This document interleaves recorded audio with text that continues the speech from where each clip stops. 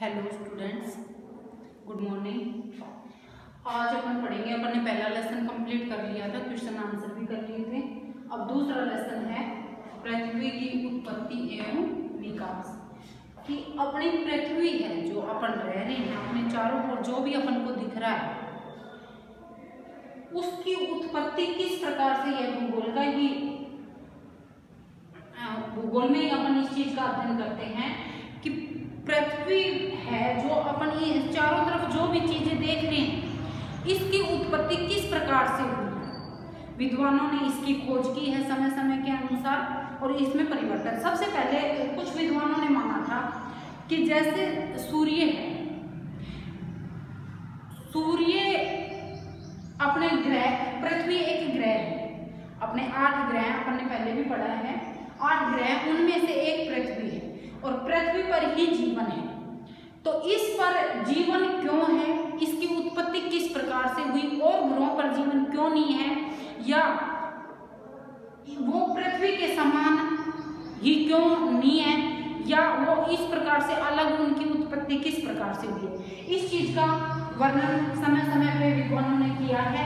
तो पृथ्वी की अपना यह है पृथ्वी की उत्पत्ति एवं विकास, कि पृथ्वी की उत्पत्ति किस प्रकार से हुई और इसका विकास किस प्रकार से हो रहा है धीरे धीरे। इसका अध्ययन अपन इस लेसन में करेंगे। तो पृथ्वी की उत्पत्ति से संबंधित अनेक विद्वानों ने अपने अपने विचार दिए हैं, अपनी अपनी थ्योरी दी है। कुछ विद्वान, शुरू में तो कुछ विद्वानों ने माना कि पृथ्वी की उत्पत्ति जिस प्रकार से सूर्य है ना, इसी प्रकार से एक आग का गोला था। सूर्य भी एक अपने ब्रह्मांड का एक भाग है। सूर्य एक तारा है और ये 8 ग्रह हैं। अब कुछ विद्वान ये मानते हैं कि 8 ही ग्रहों की उत्पत्ति क्यों नहीं हुई, अधिक या कम क्यों नहीं हुई, जैसे 8 ग्रह ही क्यों बने। तो इन चीजों का अध्ययन अपन इसमें करेंगे। अब अपना है पृथ्वी की उत्पत्ति। पृथ्वी की उत्पत्ति किस प्रकार से हुई। कुछ विद्वान ये मानते हैं कि जिस प्रकार से यह सूर्य है, इसी प्रकार से एक गोला काफी सालों तक ब्रह्मांड में घूमता रहा और वो गुरुत्वाकर्षण शक्ति के कारण वो किसी चीज से टकरा और उसके टुकड़े हो गए, और टुकड़े होने के बाद अलग अलग जैसे टुकड़े हुए, तो यह जैसे यह समझ लो सूर्य है, सूर्य एक आग का ही गोला था ये, और इससे विखंडन होने के बाद एक तो सूर्य रह गया और दूसरे इससे विखंडित होकर कुछ पदार्थ जो बहुत ही ज्वलनशील थे वो तो सूर्य रह गए। गैसों से ही तो बना हुआ है सूर्य भी, ज्वलनशील गैसों से। तो यह तो सूर्य रह गया और यह 8 ग्रह बन गए, अलग अलग रूप कर इनकी उत्पत्ति हो गई। ठीक है। अब कुछ विद्वान ये मानते हैं कि 8 ही ग्रह क्यों बने, ये भी तो एक सोचने की बात है। तो इनका भी अलग अलग थ्योरी दी है। अब अपन पढ़ रहे हैं अपना, जैसे 8 ग्रह आपको पहले भी बताया था, ये 8 में से एक है पृथ्वी। ठीक है। पृथ्वी जो है, अब ये कहते हैं कि पृथ्वी की उत्पत्ति जिस प्रकार से गुरुत्वाकर्षण के कारण एक पहले एक उसको वो बोला है इन्होंने निहारिका। ठीक है, कि निहारिका के रूप में यह घूम रहे थे और इससे यह पूरा बड़ा सा बादल सा था और इसके विखंडन से ही इन ग्रहों का निर्माण हुआ है, जिसमें से एक ग्रह है पृथ्वी। ठीक है।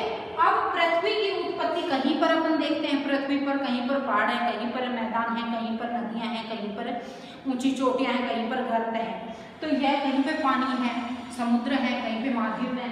तो इस प्रकार से ये क्यों बनी, तो इस चीज का अपन वर्णन करेंगे। अब कुछ विद्वान ये मानते हैं कि पृथ्वी की उत्पत्ति एक तारे से हुई, कि प्रारंभ में ये जो ग्रह हैं इनकी एक ही तारे से उत्पत्ति हुई है, कि यह ब्रह्मांड में घूमता रहा, निहारिका के रूप में घूमता रहा और उसके विखंडन से ही इन ग्रहों की उत्पत्ति हुई है। लेकिन फिर बाद में जो आधुनिक समय में धीरे धीरे विद्वानों ने उसका विरोध किया कि नहीं, एक तारे से ही इन सभी की उत्पत्ति नहीं हुई हो सकती, और अगर एक तारे से हुई है तो ये 8 ही ग्रह क्यों बने, जैसे पृथ्वी ही एक ऐसा ग्रह क्यों बना जिसपे कि जीवन है और ग्रहों पे तो जीवन है ही। तो कुछ विद्वान विद्वान मानते हैं कि ब्रह्मांड में अपने जो आकाश गंगा है, अनेक आकाश गंगाएं हैं अपने ब्रह्मांड में, आपने पढ़ा होगा, जिसमें से एक भाग अपना सौरमंडल में क्या क्या है, सूर्य और ग्रह, उपग्रह, ये नक्षत्र मंडल, ये सारे तारे, ये अपने सौरमंडल के भाग हैं। तो अब ये है कि पृथ्वी की उत्पत्ति आगे जाके विद्वानों ने आधुनिक जो थ्योरी दी उनमें यह बताया कि पृथ्वी की उत्पत्ति 2 तारों से हुई है। उनका विखंडन होने से ही, या वो जो आपस में टकराए और टकराकर ऐसा विस्फोट हुआ कि जिससे पृथ्वी का निर्माण हुआ और पृथ्वी पर जीवन संभव हुआ। अनेक प्रकार की गैसें यहाँ वितरण हुई, फिर काफी सालों तक, जैसे अपन ने पहले भी पढ़ा है, अपन आगे भी पढ़ेंगे इसमें कि काफी, जैसे महाद्वीप और महासागरों की उत्पत्ति पढ़ेंगे ना, उसमें पढ़ेंगे कि काफी सालों तक पहले जब पृथ्वी थी, शुरू में इसका उद्भव हुआ या इसका निर्माण हुआ, तो ये इस प्रकार से जो आज अपन देख रहे हैं इस प्रकार से नहीं थी, इस रूप में नहीं थी।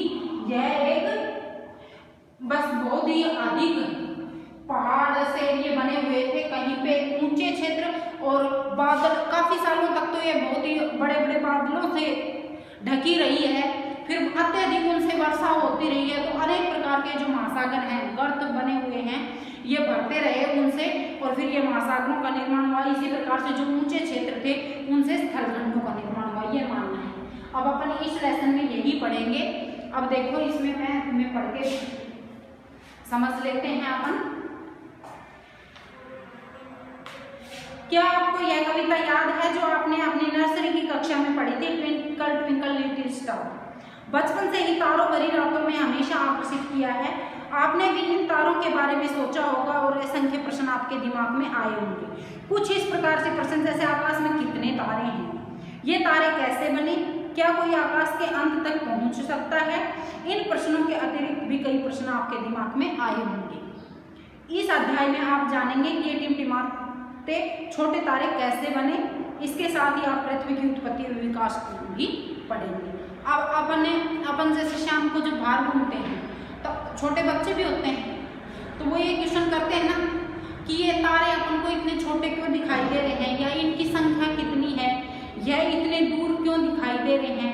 अब एक चीज और मैं क्लियर कर दूं कि एक होता है तारा, जैसे इस लेसन में, क्योंकि भौतिक भूगोल जो अपना ये है विषय, इसमें भौतिक भूगोल में ये 2 चीजें आपको समझनी बहुत ही जरूरी हैं। एक होता है तारा और दूसरा होता है ग्रह। ये 2 होते हैं, यह तुम्हें पता होना चाहिए कि क्या क्या होते हैं। पिछली कक्षाओं में भी आपने पढ़ा होगा ज्योग्राफी में। तारा वो होता है जिसके पास स्वयं का प्रकाश होता है। स्वयं के प्रकाश से मतलब है जो स्वयं के प्रकाश से प्रकाशित होता है, और ग्रह वो होता है जो तारे के प्रकाश से या दूसरे के प्रकाश से प्रकाशित होता है, उसके पास स्वयं का कोई प्रकाश नहीं होता। जैसे अब सूर्य एक तारा है, सूर्य क्या है, एक तारा है, और जैसे पृथ्वी एक ग्रह है। पृथ्वी के पास अपना प्रकाश नहीं है। इसी प्रकार से बुध है, शुक्र है, बृहस्पति है, ठीक है, ये 8 ग्रह हैं। इसी प्रकार से बुध, शुक्र, पृथ्वी, मंगल, बृहस्पति, शनि और अरुण वरुण, ठीक है। पहले 9 मानते थे, 2005 से 2006 में वो प्लूटो को हटा दिया, ठीक है। अब ये 2 चीज आपके आगे होगी समझ में कि तारा और ग्रह किसे कहते हैं। तारा जिसके पास स्वयं का अपना प्रकाश होता है, यानी क्यों चाहे तो आप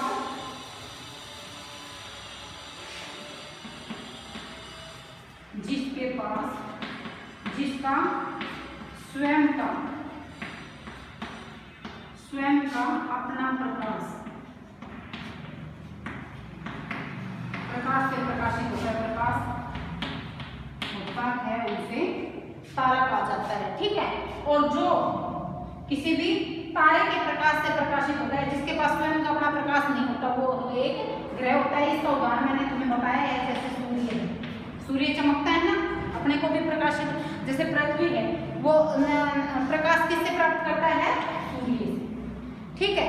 अब इसमें आगे देखो आरंभिक सिद्धांत कि पृथ्वी की उत्पत्ति के संदर्भ में सबसे पहले के जो सिद्धांत हैं वो है ये आरंभिक सिद्धांत में। मैंने अभी तुम्हें बताया कि किस प्रकार से ये पहले एक तारे के रूप में पृथ्वी की उत्पत्ति के संबंध में विभिन्न दार्शनिकों व वैज्ञानिकों ने अनेक परिकल्पनाएं प्रस्तुत की हैं।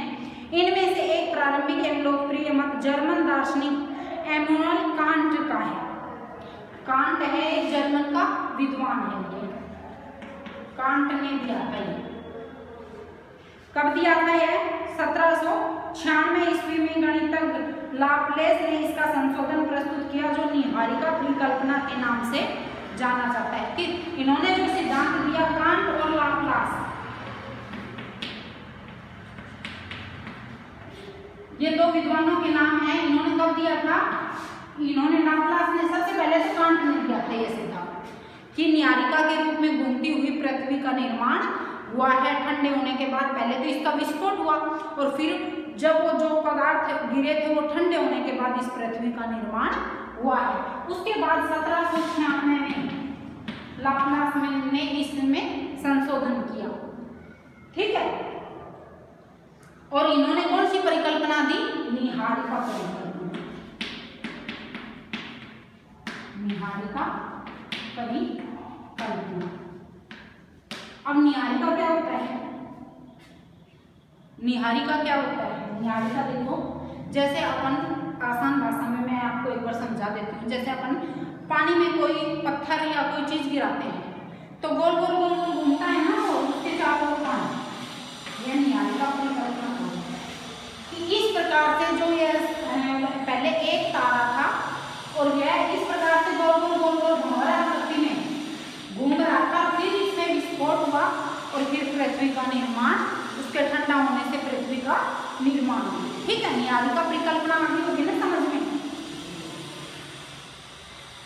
इस परिकल्पना के अनुसार ग्रहों का निर्माण धीमी गति से घूमते हुए पदार्थ के बादल से हुआ जो कि सूर्य की युवा अवस्था से संबंधित थे। बाद में 1990 ईस्वी में चैम्बरलेन और मार्टिन ने कहा कि ब्रह्मांड में एक अन्य भ्रमणशील तारा सूर्य के नजदीक से गुजरा। इसके परिणाम स्वरूप तारे के गुरुत्वाकर्षण से सूर्य सतह के शिगार के आकार का कुछ पदार्थ निकलकर अलग हो गया। शिगार का आकार है मतलब बहुत ही जलता हुआ एक गर्म गोला उससे अलग हो गया। यह तारा जब सूर्य से दूर चला गया तो सूर्य सतह से बाहर निकला हुआ यह पदार्थ सूर्य के चारों तरफ घूमने लगा और यही धीरे धीरे संघनित होकर ग्रहों के रूप में परिवर्तित हो गया। पहले सर जेम्स जीन्स और बाद में सर हेरोल्ड जेफरी ने इस बात का समर्थन किया। यद्यपि कुछ समय बाद के तर्क सूर्य के साथ एक और साथी तारे के होने की बात मानते हैं। यह तर्क द्वैतारक सिद्धांत, पहले तो क्या था? निहारिका परिकल्पना, और फिर दूसरा क्या है?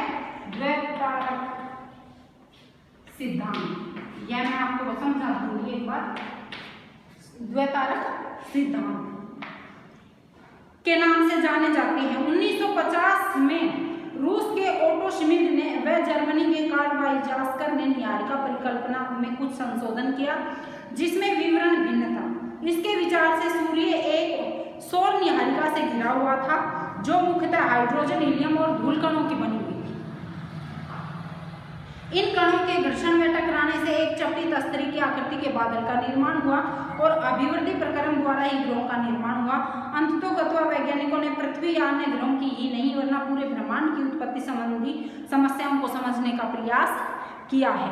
अब इसमें देखो आप, इसमें दो चीजें आई हैं अपने पास, निहारिका परिकल्पना और द्वैतारक। सबसे पहले तो इन्होंने क्या कहा कि जो यह सूर्य है ना, इसी प्रकार से निहारिका के रूप में भंवर गति से घूमता हुआ एक बादल था सूर्य भी, और इसमें गुरुत्वाकर्षण बल के, पृथ्वी में गुरुत्वाकर्षण बल है, गुरुत्वाकर्षण बल के कारण यह आपस में जैसे इसमें घर्षण होकर टकराए और इसके टुकड़े हो गए। उनके जमने से जो बादल बना, उनके जमने से पृथ्वी का निर्माण हुआ है। लेकिन आगे जाके कुछ विद्वान ये मानते हैं कि यह एक ही तारा, सूर्य जैसा एक तारा नहीं था, यह क्या थे?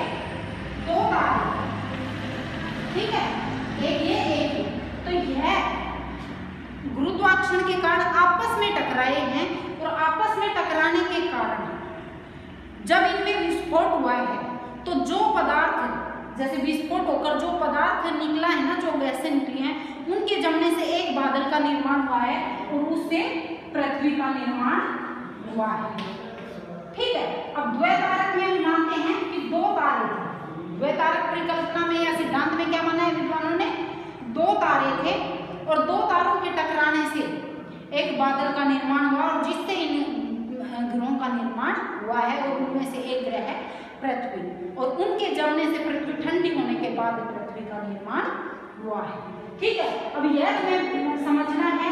सबसे पहले परिकल्पना आरंभ में तो क्या दी थी विद्वानों ने कि निहारिका परिकल्पना, कांट और लाप्लास ने निहारिका परिकल्पना दी थी कि एक ही तारा था और वो घूमता भंवर गति से घूमता हुआ निहारिका के रूप में, उसमें विस्फोट गुरुत्वाकर्षण के कारण वह टकराया और उसमें विस्फोट हुआ और पृथ्वी का निर्माण हुआ और पृथ्वी जैसे अनेक ग्रहों का और भी निर्माण हुआ।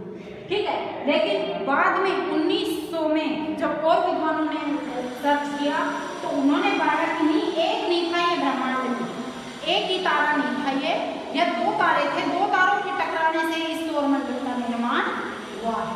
ठीक है। आगे समझ में, दो तारों के, द्वैतारक का मतलब होता है दो तारों के टकराने से इस पृथ्वी का निर्माण हुआ है। अब पृथ्वी की उत्पत्ति आगे होगी आपके समझ में कि प्रारंभ में तो विद्वानों ने माना है कि सिर्फ ब्रह्मांड में सूर्य जो है ये एक तारा था और इसमें विस्फोट होने के बाद पृथ्वी का निर्माण हुआ है। लेकिन बाद में द्वैतारक सिद्धांत आया और इन्होंने माना कि दो तारों के टकराने से पृथ्वी का निर्माण, गुरुत्वाकर्षण शक्ति के कारण ये टकराए और उनके ठंडे होने से पृथ्वी का निर्माण हुआ है। अब देखो आधुनिक सिद्धांत में, अब यह तो है आरंभिक सिद्धांत, अब आधुनिक सिद्धांत में क्या है? आधुनिक सिद्धांत में अलग ही मानते हैं ये विद्वान कि पृथ्वी का निर्माण स्थिर नहीं है, एक साल में या 100 साल में नहीं हुआ, या हजारों लाखों सालों में हुआ है। और इसमें जिस प्रकार से जैसे अपन एक इसमें देखो ये मानते हैं बिग बैंग सिद्धांत दिया है। आधुनिक सिद्धांतों में देखो ब्रह्मांड की उत्पत्ति से संबंधित बिग बैंग सिद्धांत दिया है। आधुनिक समय में ब्रह्मांड की उत्पत्ति संबंधी सर्वमान्य सिद्धांत बिग बैंग सिद्धांत, बिग बैंग सिद्धांत तो ये फेमस थ्योरी एग्जाम में पूछी जाती है। इसे विस्तृत ब्रह्मांड परिकल्पना भी कहा जाता है। 1920 में एडविन हब्बल ने प्रमाण दिए कि ब्रह्मांड का विस्तार, यह किसने दी थी बिग बैंग का? एडविन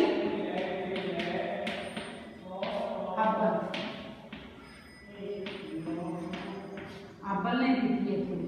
कब दी थी? 1920 में। 1920 में उन्होंने यह कहा था, देखो इसमें दे भी रखा है, समय बीतने के साथ आकाश गंगाएं एक दूसरे से दूर हो रही हैं। आप प्रयोग कर जान सकते हैं कि ब्रह्मांड विस्तार का अर्थ क्या है। एक गुब्बारा ले और उस पर देखो, उस पर कुछ निशान लगाएं जिसको आकाश गंगाएं मान लें। जब आप इस गुब्बारे को फुलाएंगे, गुब्बारे पर लगे निशान गुब्बारे के फैलने के साथ साथ एक दूसरे से दूर होते प्रतीत होंगे।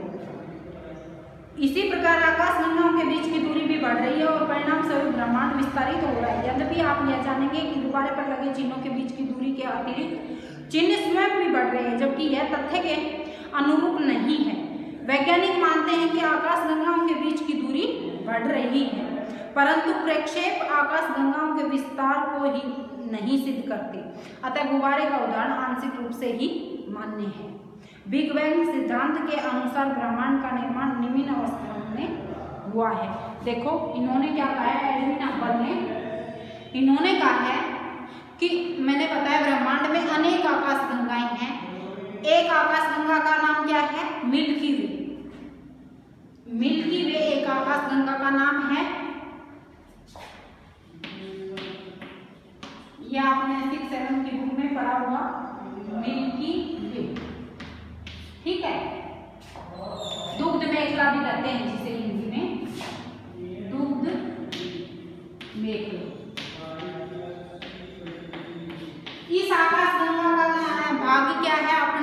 सौरमंडल। हजारों लाखों आकाश गंगाएं हैं ब्रह्मांड में। एक है दुग्ध मेखला या मिल्की वे, जिसका भाग अपना क्या है, सौरमंडल है। अब अपन पढ़ रहे हैं पृथ्वी की उत्पत्ति।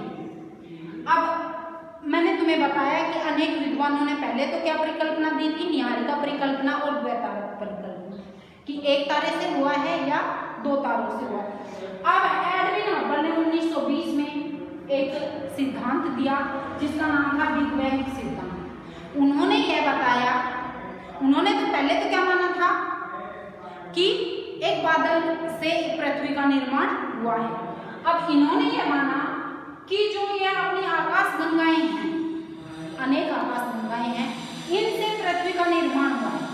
और यह आकाश गंगाएं, जैसे अपन एक गुब्बारा लेते हैं, गुब्बारे के समझ लो अपन ने निशान लगा दिए है, लेकिन जब अपन गुब्बारा फुलाएंगे तो ये बड़ा हो जाता है ना, तो यह निशान भी बड़े हो जाएंगे और दूर दूर हो जाएंगे। ठीक है।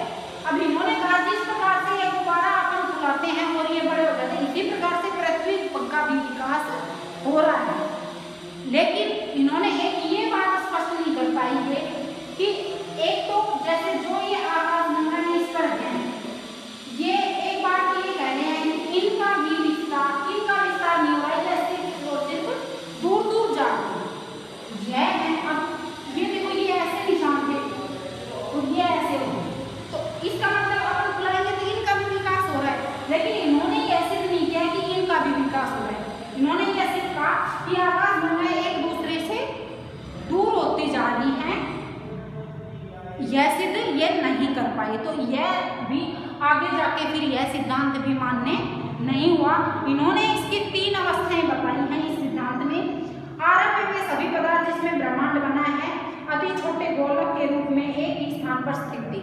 मैंने तुम्हें बताया ना कि जैसे सूर्य है इसी प्रकार का एक गोला था और उसके विखंडन से ही पृथ्वी का निर्माण हुआ है। तो इन्होंने ये कहा कि छोटे गोलक के रूप में एक ही स्थान पर स्थित थे, जिसका आयतन अत्यधिक सूक्ष्म एवं तापमान एवं घनत्व अनंत था। ज्वलनशील गैसों से हुआ है इसका।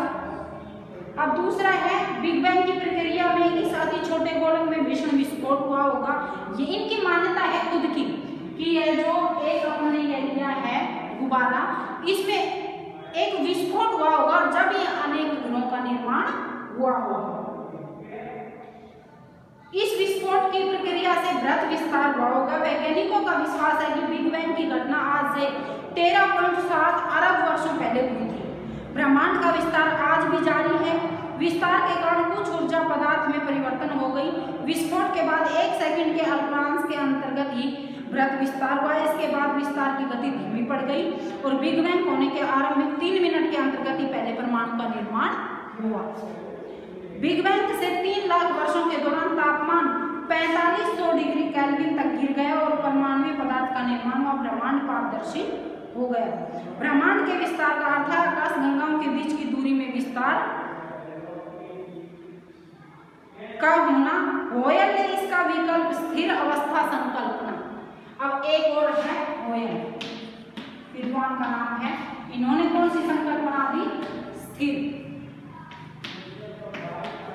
अवस्था संकल्पना। अवस्था संकल्पना इन्होंने तो बिग बैंग में एडविन हबल ने क्या कहा है कि ये आकाश गंगाएं एक दूसरे से दूर खिसक रही है। इन्होंने यह जो गुब्बारे का सिद्धांत दिया, गुब्बारे का उदाहरण दिया है ना, वो कह रहे हैं जिस प्रकार से अपन गुब्बारे में हवा भरते हैं तो वो निशान दूर दूर चले जाते हैं, इसी प्रकार से इन आकाश गंगाओं का भी निर्माण विकास हो रहा है, विस्तार हो रहा है। अब होयल ने कहा कि नहीं, यह आकाश गंगाएं अपने स्थान पर स्थिर हैं, इनका विकास नहीं हो रहा है। स्थिर अवस्था संकल्पना। इस संकल्पना के अनुसार ब्रह्मांड किसी भी समय में एक ही जैसा रहा है। इन्होंने कहा है कि जब से इस पृथ्वी का या किसी भी आकाश गंगा में किसी भी ग्रह का निर्माण हुआ है ना, वो जिस अवस्था में था उसी अवस्था में अब तक है, इसका विस्तार नहीं हो रहा है। यद्यपि ब्रह्मांड के विस्तार संबंधी अनेक प्रमाणों के मिलने पर वैज्ञानिक समुदाय ब्रह्मांड विस्तार के ही पक्ष में है, लेकिन ये जो होयल है इनकी यह स्थिर अवस्था संकल्पना जो कि सिद्धांत था यह मान्य नहीं हुआ। सभी ने यही माना एडविन हबल वाला कि इन आकाश गंगाओं का विस्तार लगातार हो रहा है। अब भी विस्तार अपने पृथ्वी का अब भी विस्तार हो रहा है। तो यह था पृथ्वी का विकास अपन ने, या पृथ्वी की उत्पत्ति अपन ने पढ़ी है कि पृथ्वी की उत्पत्ति किस प्रकार से हुई है। दो चीजें पढ़ी अपन ने। पहले तो सबसे पहले के जो सिद्धांत है उनमें निहारिका परिकल्पना और दूसरा उसमें था द्वैतारक सिद्धांत। उनमें एक में तो माना है कि एक तारे से उत्पत्ति हुई है पृथ्वी की और दूसरे माना है कि ये दो तारों के टकराने से इसकी उत्पत्ति हुई है। और उसके बाद बिग बैंग सिद्धांत किसने दिया? एडविन हबल ने दिया 1920 में। इन्होंने बताया कि जिस प्रकार से अपन गुब्बारे को बिग बैंग सिद्धांत इसमें कि जिस प्रकार से गुब्बारे को अपन बुलाएंगे उसका विस्तार होता जाता है, उस पर जो निशान लगाते हैं, इसी प्रकार से पृथ्वी का भी विकास हो रहा है। यहाँ जो आकाश गंगाएं हैं उनका भी विकास हो रहा है। लेकिन होयल ने इसका विरोध किया, लेकिन यह मान्य नहीं रहा। इन्होंने कहा स्थिर अवस्था संकल्पना का सिद्धांत दिया, लेकिन यह मान्य नहीं किया गया। अब आगे अपन पढ़ेंगे